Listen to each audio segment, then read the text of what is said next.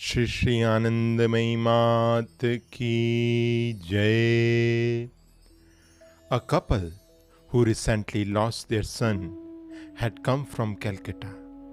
They wanted to know what was the sense of a child dying before he had lived his life. Mataji replied, "Everything happens according to one's karma. It was your karma to serve your son for a few years, and his karma to accept your service. When it was over, God took him away. It is all God's play. Some flowers fall off without bearing fruit. Similarly, the child was given to you by God for a time. This is the way of the world. There is bound to be loss and bereavement." The bereaved father: "From where is one to take strength to bear all these troubles and tribulations?" Mataji: "Remember that the Atma of the child and your own Atma are one. The Atma was neither born nor will it die. It eternally is. The body, like a worn garment, falls away. Endeavor not to attach to the body and not to cry for it. Cry for God alone. Remember God. Repeat God's holy name. Contemplate divine and regularly read scriptures such as the Bhagavad Gita, the Srimad Bhagavad, the Ramayana, and so forth, and you will feel comforted. Your grief will become much lighter. Let your life be a dedicated life. The householder's ashram is also an ashram. Blows come in order to remind you to turn your mind to that which is real. Someone who had lost all his 6 sons found much solace in reading the Bhagavad. Another lady who lost her daughter came to Ma. She said, "Ma, when my daughter was 12, she became ill and died. Since then, I cannot find peace of mind. She was all I had, so beautiful and promising. When she had hardly begun her life, she was torn away from me. Why did she have to leave me? Why? I cannot understand." Mataji: "First of all, sorrow comes from the sense of I and mine. You say, 'My daughter died,' and so you grieve. But who are you? Find out who you are. She was the fruit of your body. As long as you are identified with the body, there must be pain. It is inevitable.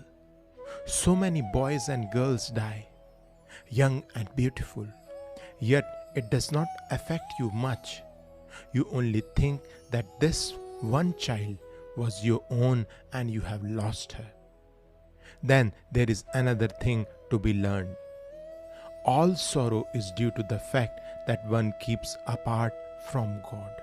When you are with God, all pain disappears. Let your thoughts dwell on divine. Remember that your daughter is now with divine.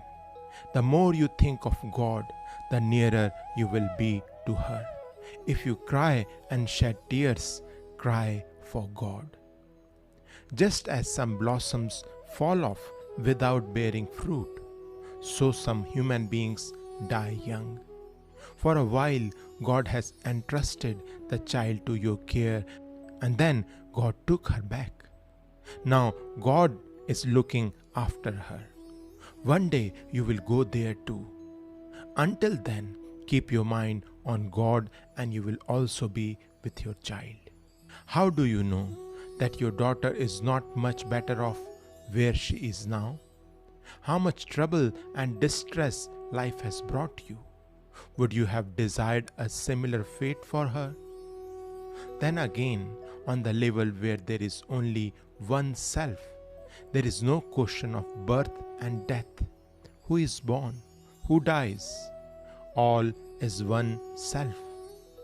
The mind that identifies itself with the body can be turned toward the eternal, and then the pain the body experiences will be a matter of indifference. Since the body is bound to get hurt at times, there must be suffering as long as one is identified with it. This world oscillates endlessly between happiness and sorrow. There can be no security, no stability here. These are to be found in God alone. How can there be both the world and the one? On the way, there seem to be two, God and the world. But when one has arrived, there is only one. What worldly life is, you have seen. Who is yours? Only your Guru, your Ishta.